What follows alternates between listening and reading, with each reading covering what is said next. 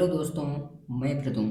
दोस्तों, आज मैं आप सबके बीच एक ऐसी हॉरर स्टोरी लेकर आया हूँ। एक ऐसी कहानी से रूबरू कराने जा रहा हूँ, जिसे सुनने के बाद आप सबके रोंगटे खड़े हो जाएंगे। तो दोस्तों, आप सब अपने रूम में हैं तो रूम की लाइट ऑफ कर लीजिए और अपने कान में ईयरफोन्स लगा लीजिए। दोस्तों, आप सबने कहीं न कहीं यह बात ज़रूर सुनी होगी। ऐसी गली, ऐसा चौराहा के बारे में ज़रूर जानते होंगे, जिसके बारे में लोग बात तो करते हैं, पर धीमी आवाज़ में।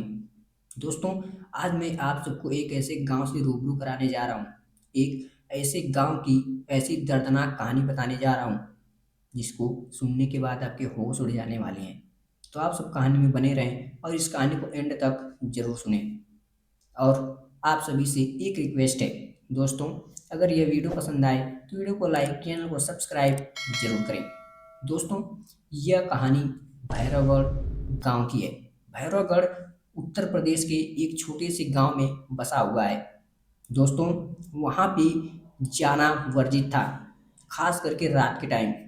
जो भी उस गांव में, उस भैरवगढ़ में गया, वह लौट कर कभी वापस नहीं आया। दोस्तों, वह उसी में खो गया। दोस्तों, एक दिन की बात है। भटकते भटकते एक राघव नाम का लड़का उस गांव में पहुंच जाता है। वहां पे जैसे ही उसने उस रास्ते को चुना, उस गांव के पहले एक टपरी यानी चाय की दुकान, वहां के आदमी ने उसे वहां जाने से रोका। बोला, बाबू, आप उधर मत जाइए, क्योंकि उस गांव में जो गया वह कभी लौट कर वापस नहीं आया। पर इस बात को वह राघव हल्के में ले लेता है और उस गांव की तरफ चल देता है। दोस्तों, वह जैसे ही उस गांव में घुसा, वहां पे एक बड़े से पत्थर, भयानक सा दिखने वाला पत्थर, उस पे लिखा था, इस गांव में जाना वर्जित है।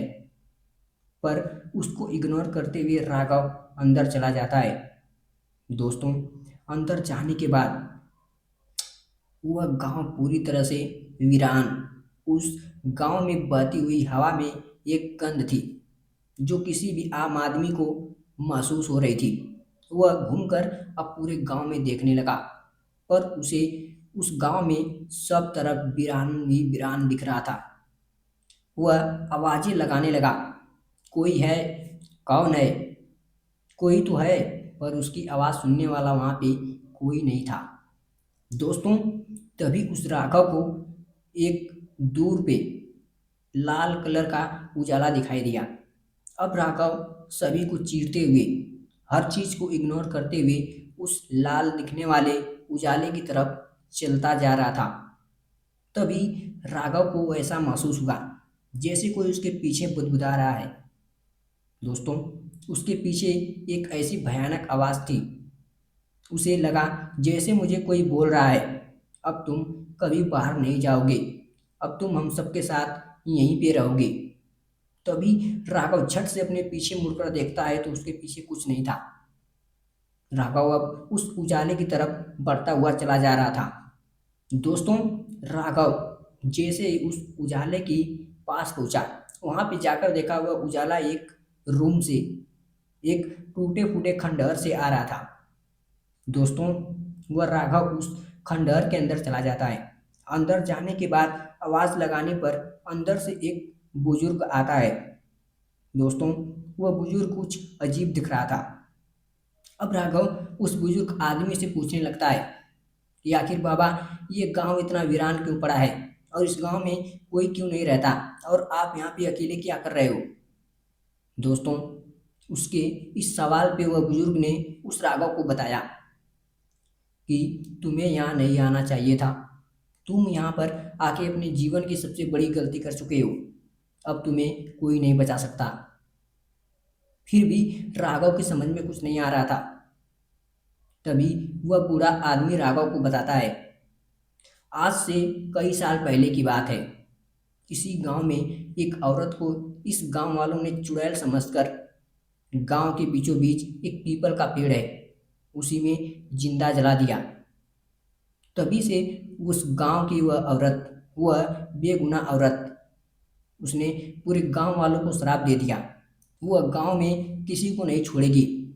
उसके बाद इस घटना के बाद गांव वालों धीरे धीरे लापता होने लगे।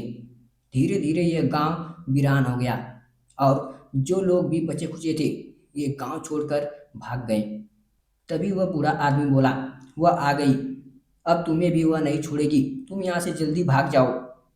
अब जैसे ही राघव वहां से भागना चाह रहा था, उसके पैर जमीन में जम चुके थे, वह हिल भी नहीं पा रहा था। दोस्तों, इसके बाद राघव उस खंडहर से बाहर निकला। बाहर निकलकर देखता है एक भयानक सा दिखने वाला चेहरा जो कि एक औरत का था। वह जमीन से कुछ ऊपर उड़ रही थी, उसके पैर उल्टे थे, वह जमीन पे नहीं थी। अब राघव भागने लगा। राघव जिधर भी जाता था घूम फिर कर उसी जगह आ जाता था। दोस्तों, अब वह चुड़ैल उस राघव से बोलती है कि तुम कितने भी कोशिश कर लो, तुम अब हमारे साथ इसी गांव में रहोगे, मैं तुम्हें कहीं नहीं जाने दूंगी। दोस्तों, इसके बाद राघव वहीं पे गिर पड़ा। अगली सुबह राघव को होश आता है तो राघव अपने आप को रोड के साइड में बेहोश पाता है। वह उठने के बाद देखता है ना ही वहाँ पे कोई पत्थर, ना ही गांव और ना ही कोई बूढ़ा आदमी, वहाँ पे कुछ भी नहीं था। दोस्तों, अब राघव समझ चुका था कि वह किस मुसीबत से लड़कर वापस आया है। अब राघव को खुद समझ नहीं आ रहा था कि उसकी जान कैसे बच गई।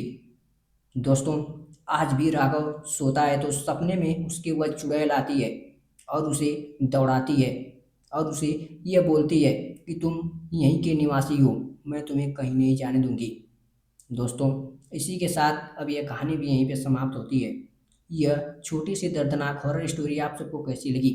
यह कहानी अगर आप सबको पसंद आई हो तो वीडियो को लाइक, चैनल को सब्सक्राइब जरूर करें। तो चलिए मिलते हैं एक ऐसी कहानी के साथ नेक्स्ट वीडियो में। तब तक के लिए आप सभी का धन्यवाद।